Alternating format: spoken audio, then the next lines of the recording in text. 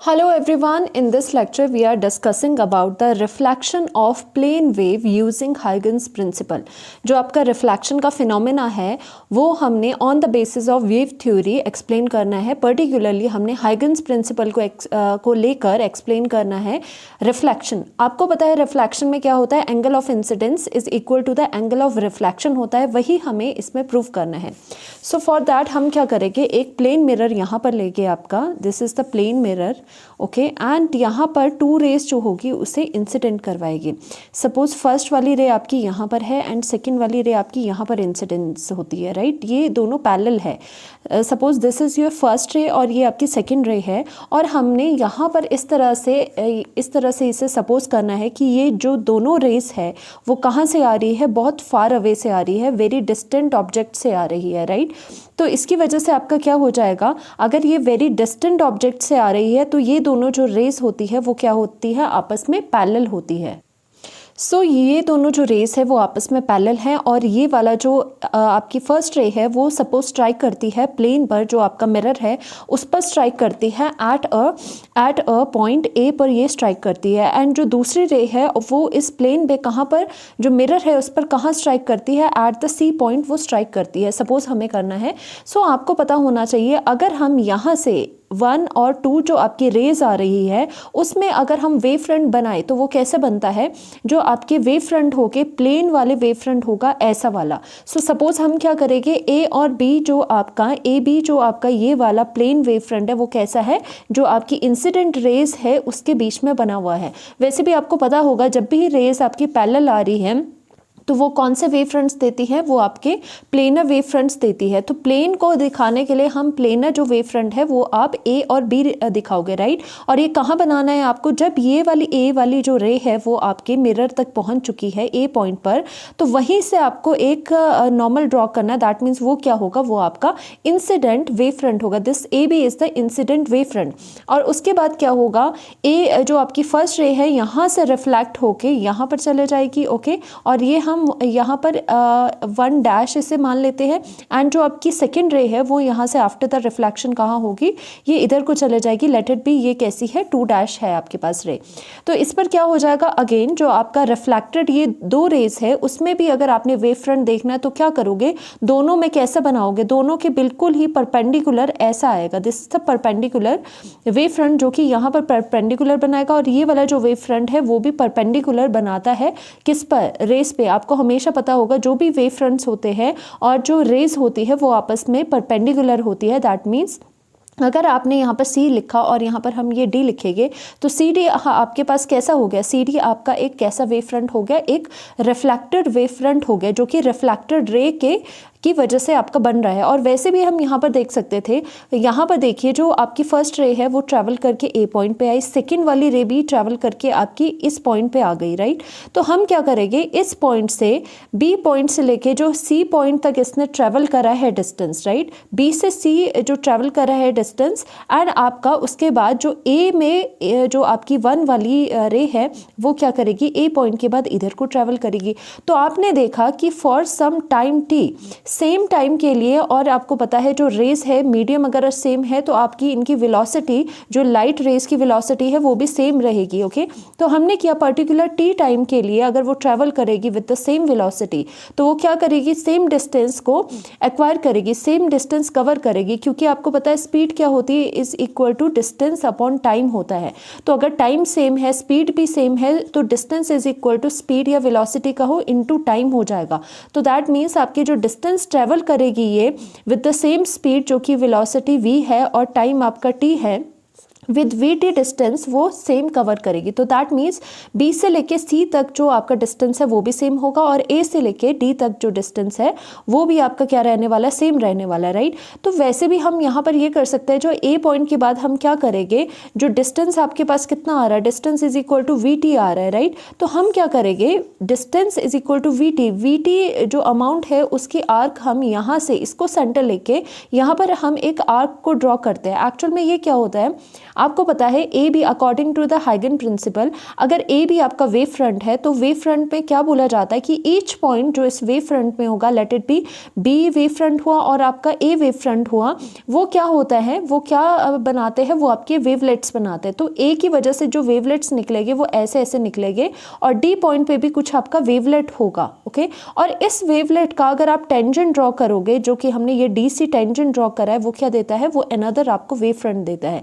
तो यही हाइगन का प्रिंसिपल था जो इसमें लगा था कि इन वेव जो आपके फ्रंट्स है उस पर जो भी पॉइंट कंसीडर करोगे वो सेकेंडरी सोर्स बन जाता है सेकेंडरी वेवलेट्स के लिए। तो ए पॉइंट से वेवलेट्स ऐसी निकलती हुई आपको नजर आएगी और एक डी पॉइंट पे वो आप अगर इसे देखोगे तो अगर वेवलेट पे अगर आप टेंजेंट ड्रॉ करोगे तो वहां पर क्या मिलेगा, आपको सेकेंडरी वेवलेट मिलेगा। तो this is the secondary wavelet जो कि आपका रिफ्लेक्टेड वेवलेट भी माना जाएगा। तो इसी तरह से हम यहाँ पर ये वाली दो चीज़ें हमने यहाँ पर बनाई, तो इसी वजह से हमने लिखा है कि ये इंसिडेंट वेवलेट ए बी है और आपका जो आपकी रिफ्लेक्टेड वेव फ्रंट है वो कौन सी है, वो आपकी सी डी है।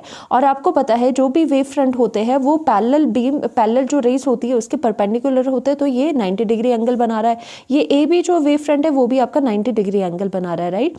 सो आपको ये पता होना चाहिए ए की वजह से जो आपके इतने सारे वेवलेट्स जो छोटे छोटे वेवलेट्स है वो निकलेंगे, वो एक वेवलेट यहाँ तक जाएगा और उसका आप टेंजेंट अगर नॉर्मल ड्रॉ करोगे तो आपको सी डी मिलेगा, ऑलराइट। तो इसी थ्योरी में यही लिखा है आपके पास, consider a plane mirror, let two rays 1 and 2, आपकी दो रेस है, are incident on a plane, ये इंसिडेंट ऑन अ प्लेन जा रही है, and rays 1 dash and the 2 dash are reflected rays, 1 dash and 2 dash जो है वो रिफ्लेक्टेड रेस है।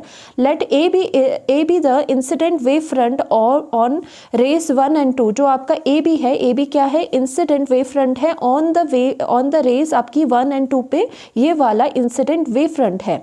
और आपका दूसरा क्या हो जाएगा कि let T is the time taken, this is very important, हमें लेट करना है कि टी टाइम हमें लग रहा है by the light to travel from B to C and from A to D. अब क्या होना है इसके बाद, जो ये बी, ए और बी सेम पॉइंट्स पे रेस आ चुकी है, अब ए से डी जाने में और बी से सी जाने में सपोज करेंगे हमें कि सेम टाइम लग रहा है और सेम वेलोसिटी से ये ट्रेवल कर रहा है। अगर इनके सेम टाइम में सेम वेलोसिटी है तो इनका डिस्टेंस भी यहाँ पर सेम हो जाता है, right.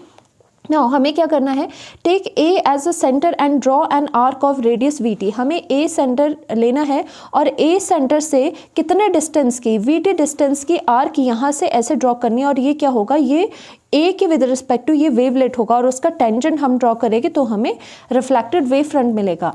Late the point here is D, there is a wavelet at this point, इस पॉइंट पे एक वेवलेट होगी, on which if we draw the tangent reflected wave front is formed which is your DC, और वो DC आपकी जो wave front है वो आपको यहाँ से मिल रही है, राइट। सो अब हमें प्रूव करना है कि angle I is equal to angle R होता है। वो कैसे प्रूव करेंगे, उसके लिए हम यहाँ पर पहले ये चीज़ लिख लेते हैं।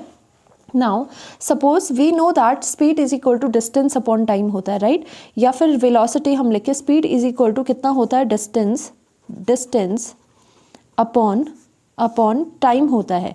And we know for these two कि टाइम हमने जो टी ले रखा है, अगर टाइम हम उधर को ले जाए, टाइम कितना हो जाएगा, इज इक्वल टू डिस्टेंस हो जाएगा डिवाइडेड बाय स्पीड कितनी है, speed of light in this medium कितनी है, v स्पीड से सपोज ये लाइट आ रही है, राइट। फिर हम क्या करेंगे, दोनों केसेस में जब आपने यहाँ बोला है टी टाइम लगाता है ये यहाँ से यहाँ जाने में और यहाँ से यहाँ जाने में, तो दोनों के लिए बी सी और आप ए डी डिस्टेंस निकालोगे तो डिस्टेंस यहाँ पे क्या पुट करोगे, T is equal to B C divided by V put करोगे जो कि आपका फर्स्ट इक्वेशन है। एंड उसके बाद टी इज इक्वल टू कितना आ जाएगा, A D divided by V करोगे जो कि आपकी सेकेंड इक्वेशन है। बिकॉज हम टाइम सेम रख रहे हैं जब हम बी से सी जा रहे हैं और ए से डी जा रहे हैं, तो यहाँ से क्या हो जाता है आपका, from first and second equation we will get, यहाँ पर टी टी सेम है तो इन दोनों को आप इक्वेट कर सकते हो, B C upon V is equal to A D upon V आ जाएगा, राइट। सो यहाँ पर कितना आ जाएगा, B C is equal to आपका ए डी आ जाएगा, राइट। सो हम इसे मानेंगे this is your third equation. So third equation यहाँ पर है। अब हम ट्राइंगल यहाँ से चूज़ करेंगे। ओके, सो ट्राइंगल चूज़ करने से पहले यहाँ हम बात करते हैं कि यहाँ पर ये आई कैसे आ रहा है, राइट।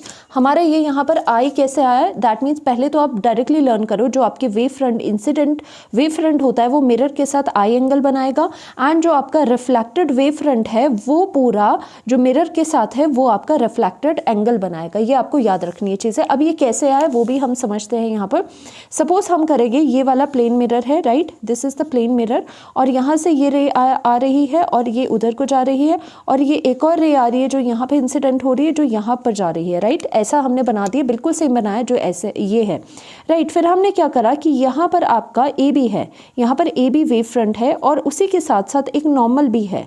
ओके, एक नॉर्मल ड्रॉ करा है, और आपको पता है according to the law of reflection क्या होता है, angle of incidence is equal to angle of reflection होता है, और ये जो इंसिडेंट रे है वो इस नॉर्मल के साथ इंसिडेंट एंगल बनाती है। अभी हमें सिर्फ इतना पता था, ऑलराइट।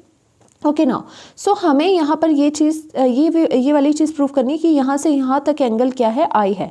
तो उसके लिए ये वाला एंगल देखना पड़ेगा। ये वाला एंगल कितना हो जाएगा, आपको पता है जब भी आपकी कोई भी जो वेव होती है वो आपके रे के साथ कितना एंगल बनाती है, 90 डिग्री बनाती है। तो ये वाला जो वेव फ्रंट है वो अगर इस रे के साथ 90 डिग्री बनाएगा तो ये वाला एंगल कितना हुआ, 90 हो गया। ये पूरा एंगल 90 डिग्री है और इसमें से ये वाला एंगल आई है, तो ये वाला एंगल आपके पास कितना हुआ, 90 माइनस आई हो गया। तो ये वाला एंगल कितना है, 90 माइनस आई। ये छोटा सा जो एंगल है वो 90 माइनस आई है। तो अगेन ये वाला जो नॉर्मल है वो ये प्लेन के साथ कितना एंगल बनाता है, ये अगेन 90 बनाता है। देखो ये वाला और ये वाली जो रे है आपस में 90 डिग्री बनाता है, क्योंकि नॉर्मल जिस भी सरफेस पे पड़ता है 90 डिग्री एंगल बनाता है। अगर ये और ये एंगल पूरा इन दोनों के बीच का एंगल 90 है तो ये वाला एंगल हमें पता है कितना है, 90 माइनस आई है। तो पूरा 90 से माइनस आप कितना करोगे, जितना छोटा सा एंगल है 90 माइनस आई, तो ये वाला एंगल हमें कितना मिल जाएगा, ये वाला एंगल हमें यहाँ से यहाँ वाला एंगल मिल जाएगा।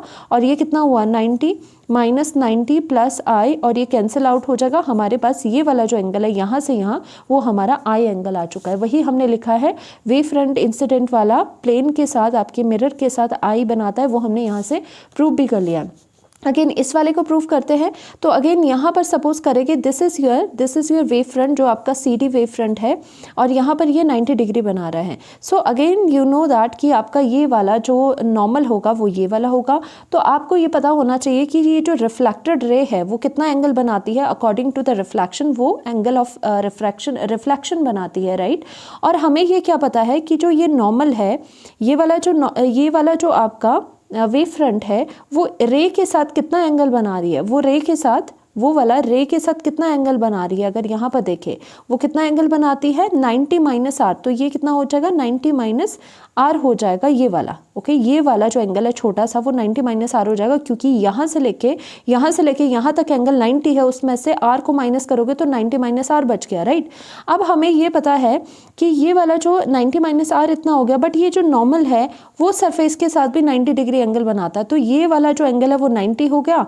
अगर ये वाला 90 एंगल है उसमें से छोटा ये वाला जो एंगल है वो माइनस कर रहे हो, तो यहाँ पे कितना आ जाएगा, 90 में से आपको माइनस करना पड़ेगा ये छोटा एंगल जो कि है कितना, 90 माइनस आर। तो आपका कितना हो जाएगा, 90 माइनस 90 प्लस ऑफ आर, ये कैंसिल आउट हो जाएगा, we will get the are.